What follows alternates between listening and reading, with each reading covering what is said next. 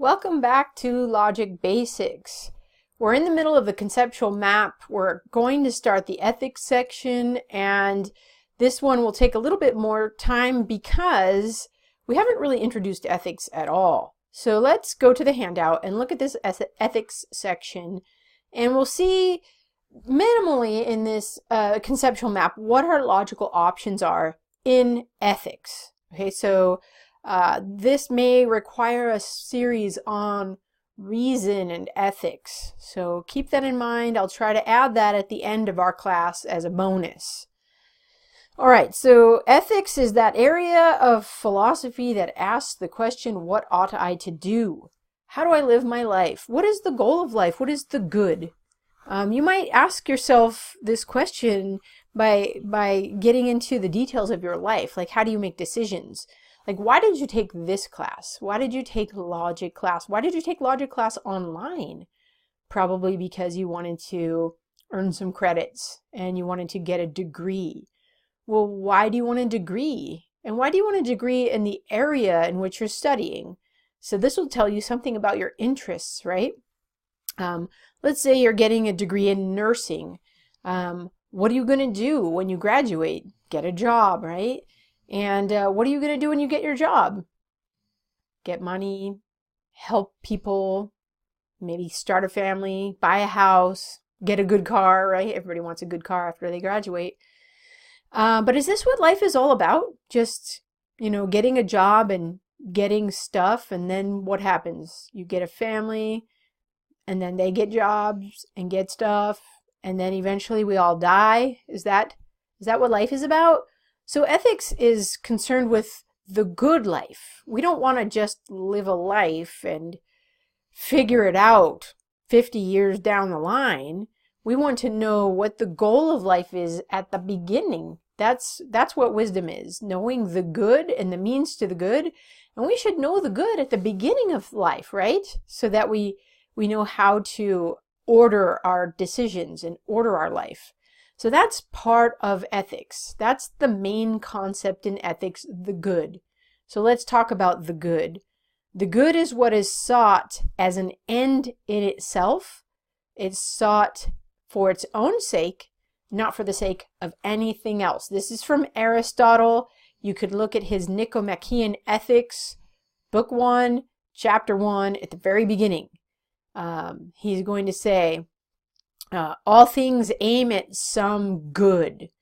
Remember, he thinks that humans are rational animals, and he thinks that as rational animals, we have a nature, and we have some aim. We have some end. We have some goal. The goal of humans as rational animals is to use reason. So the end in itself is what is sought for its own sake, not for the sake of anything else. So we have this concept of ends now. Ends is like the goal. And the good is the highest value. It's not just like I'm getting 3 credits in my online class so I can get a degree, so I can get a job. Those are goals that are not the highest goal, not the highest value. They're a means to something else. So the good is the goal of all goals. This is the organizing goal of life. It's also the source of unity in ourselves. It is the organizing principle within ourselves, so we know how to choose. Let's say you had 2 equal goals and you had to choose between them. How would you know how to choose? The good is the goal of all goals, so it helps you organize lesser goals. It helps you have a unity in yourself when there is division or competing values. And the good is the moral absolute. Now, you might not like this part, the moral absolute. I don't think there are moral absolutes. Now, hold and think about this for a second. It's not declaring moral absolutes yet, although that might be an implication. The good is the moral absolute insofar as other values in ethics are relative to the good. So things like virtues, the means to getting the good, is relative to the good, and the effects of having the good is relative to the good. So the good you can think of as the most basic in ethics, the most basic concept. And then we're going to have virtues. And then we're going to have happiness. Happiness isn't the goal, it's the effect.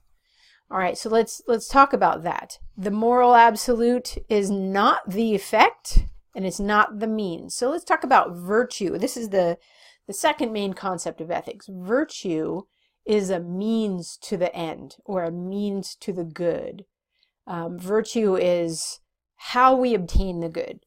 And virtues come in three forms. There are moral virtues like courage and wisdom and temperance and justice.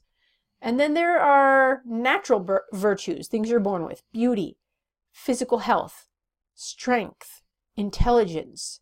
And then there are instrumental virtues, all the tools of life that you need, like your iPhone, clothing, shelter, food. We need these things to achieve the good, but these things are not the good. So there's a difference between the end in itself and the means to the end.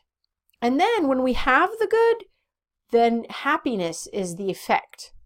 Happiness is the third concept in ethics, third main concept. It is the effect of possessing what we believe to be the good. Now, there may be times where we believe we have the good, and then it's taken from us and we lose our happiness. Or if we're unhappy, it may be because we think we don't have the good. We're being kept from it somehow. If we truly had the good for humans, then we would have lasting happiness, contentment, or joy. That's what we really want, right? We want lasting happiness. So the good is the means to lasting happiness. And Aristotle would tell us that the good is based on human nature. So if humans are rational animals, then it's good for humans to use reason. And we use reason to understand the nature of reality. We understand the nature of each other, and we understand the nature of our place in the world, and we engage with the world and understand, and we enjoy understanding. We enjoy knowing things. So possibly, perhaps, the good is knowledge. Think about that. The good is one. There's one good for all people and one good for each person. Now you might think I'm crazy, right? Wait a minute, how is it possible, Dr. Burton, that the good for you is the same as the good for me? Well, if the good is based on human nature, and there's one human nature, we're all rational animals. Remember, we're all equally human. Thinking back to the first few conversations we had when we went over human personality, we're all equally human, so we're all rational, so the good is based on human nature. There's one human nature, so there's one good for all human beings. But yeah, we all disagree over the good. You know why we disagree over the good? Because remember the house, we have our foundation, and we have the structure. The good is in the structure. If we don't share the foundation, meaning if we don't share our assumptions in metaphysics, then we won't share the good. So even though there is one good for all humans, we disagree about the good because we disagree about what's real. Does that make sense? I think you should think about that. We disagree about the foundation, and so we disagree about the structure of the house. Now, we said that the purpose of the class was to find meaning and settle disputes. These are the disputes I'm talking about. These differences in our metaphysics, and the differences in our view of human nature, and that leads to the differences in ethics. Lastly, the good is clear. It's easily knowable. It's easily knowable because if we can use reason to understand being, then we can understand the human being, and we can understand what's good for human beings. It's that easy. I know it might seem like crazy, difficult, but it's that clear, okay? Basic. Now, you could disagree with me. That's fine. But I bet you if you disagree with me, you're going to fall into one of these other views down here. I am willing to bet $100 on this, okay? So the alternative view in ethics, besides the good, the moral absolute, is ethical relativism. Relative meaning the good is based on the individual's preference. Notice it's not cognitive anymore if it's based on preference, or it's based on society's preference. Again, this is not based on reason and argument anymore. Preference is based on feeling. So ethical relativism says there is no rational justification for a universal moral standard. This is where we are today, that reason can't get us to the nature of ultimate reality, and so reason can't get us to the nature of humans, and it can't get us to what's good for human beings, so there's no universal moral standard. It's relative to the individual, or it's relative to the society. Socrates did address these two views about individual and societal relativism, again in that dialogue called the Theaetetus. And you'll see that that view, ethical relativism, is consistent with material monism and the view that all that exists is matter, and matter is in motion. We're all part of nature, and there are no absolutes in nature. It's always changing. So the human's always changing, so our values are always changing, so ethics is always changing. So again, we're learning how to spot assumptions, and ethical relativism is part of those assumptions. Okay, here's another aspect. We could be an ethical relativist and be a hedonist. This is interesting. So hedonism, instead of saying the good is the end in itself, hedonism will say the good is happiness. So the good is either happiness or pleasure, fulfillment, comfort. All of these are part of hedonism. And it could be individual happiness or collective happiness. Now, right now in our culture, I feel like we're watching this play out. Are we going to be individual pleasure seekers, or are we going to be collective pleasure seekers? Now, what do you mean by collective? For example, in ethics, there's an ethical theory called utilitarianism, which says we need to seek the greatest amount of happiness for the greatest number of people. This plays itself out in socialism and in communism. Maybe individual happiness is played out in versions of capitalism, and people like Ayn Rand. Have you heard about Ayn Rand and her objectivism and ethical egoism? These are positions that are sort of popular right now. So hedonism, the good is happiness or pleasure. Is that true? Can you seek happiness directly? And where would you seek it? In ice cream? It doesn't last.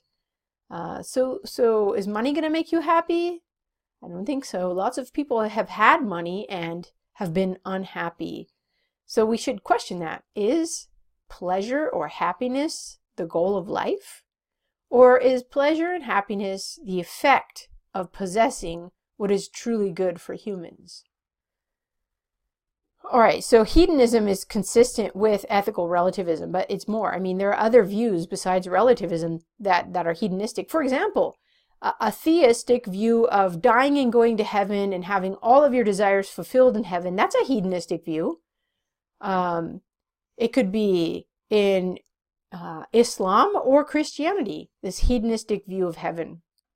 So hedonism isn't merely tied to material monism or ethical relativism. It could be you do your duty. Here, I'll introduce the next one. Do your duty in this life, and there'll be pleasure in the next life. So deontology is another position in ethics that says the good is virtue. Instead of virtues are a means to the good is virtue. And living a virtuous life, a pietistic life, a good life, do the right thing. That's what the goal of life is. So this view says some things are right or good in themselves. Like, it's your duty to be a student. Just do your duty. I don't care if you suffer from it. And there may never be happiness. How about that? Take out the garbage because it's the right thing to do. Have you ever been happy taking out the garbage? I don't know that taking out the garbage produces happiness. I've never seen it. So deontology, deon is duty. So doing your duty is the good. Immanuel Kant was a famous deontologist, and he saw the problem of doing the right thing and not being rewarded. So he thought the the good person who does the right thing in this life may never see a reward for it and may even suffer from injustice. Because he thought justice was an aspect of reality, he proposed an afterlife where rewards and punishments are doled out. So you could do the right thing all you want in this life, but you won't get a reward in this life. But in the next life, there's rewards and punishments. So you can be maybe a really bad person now and never get punishments. There'll be punishments in the next life. But you see how this is making rewards and punishments rather arbitrary? I mean, whoever said my duty is to take out the garbage, and why should I be punished for not taking out the garbage? Or maybe it's bigger than that. Maybe my duty is to know God, but it's really hard to know God because it's not clear, which is something Immanuel Kant would say. And my duty was to know God and obey the moral law, but I couldn't know God because it was not clear. And now in the next life, I'll be punished for it. That's not fair. That's not just. So the way to rectify this situation in ethics is to say, no, duty is relative to the good. So the good comes first, and the good will tell you what your duty is relative to the good. So let's say, for example, that the good is knowing, and knowing ultimate reality, and perhaps even knowing God. If the good is knowing, then all of our duties would be oriented towards knowing. My moral duties, what I love, will be oriented towards knowing. What my view of what is just will be oriented towards knowing what is true. Justice and truth go together. My temperance, self-control, will be related to the good. Not just, oh, don't eat all that food because it's bad for your health. It's maybe it's unwise, and being unhealthy won't allow you to achieve the good. So we want to orient our duties to the good, and we also want the proper order of pleasure. So when we live according to our nature, and we're ordering our life according to the good, then we'll be happy. Happiness will naturally follow. And if we're not happy, that's a symptom that perhaps our view of the good needs some work. Now, this is the topic I'm not going to have time to go over, the moral law. There is a moral law that's based on human nature that we can derive from looking at what human beings are. And this moral law is clear. It's easily knowable just by thinking about what does it mean to be a human. And it's comprehensive. It covers all areas of choice and all areas of values. And it's critical. This moral law is a matter of life and death, not physical life and death only, but spiritual life and death, intellectual life and death. So this is one where I'm going to have to give you a rain check, because that will be a series. So I'll give you a rain check on the moral law. For now, you have to go, okay, our professor promised us there's a moral law that's clear, easily knowable. It's comprehensive. It covers all areas, all the house, the whole house, how you live your life, and it's critical. It's the most important thing. So I will give you a rain check on that. But for now, let's recap. Where have we just been? We've gone over this conceptual map, and it's helping us to locate where we are intellectually. We should be able to know each of these 6 areas in epistemology, these 6 topics. What is knowledge? What is skepticism? What is empiricism? What is rationalism? What is testimony? What is rational presuppositionalism? Our logical options in epistemology. In metaphysics, we should be able to locate these positions on the square of opposition. We could know where none is eternal falls, and that doesn't make any sense. Where material monism, spiritual monism, and dualism fall under all is eternal, and where theism falls under only some is eternal. Those are our logical options. And then in ethics, we have the 3 main concepts: the good, virtue, and happiness. We have the moral absolute, or we have ethical relativism. And we have the good, or we have hedonism. Or we have the good, or we have deontology. But remember, hedonism is saying happiness is the good, and deontology is saying duty is the good, and the good is saying no, it's not. The good is the good. The goal is the good. Virtue's how you get there. Happiness is the effect. So at this point, we're going to wrap up our informal logic unit, and we're going to start easing our way into formal logic. The next thing we're going to talk about is judgments. What are judgments? And we're going to look at the square of opposition. It's going to be exciting, so you don't want to miss that.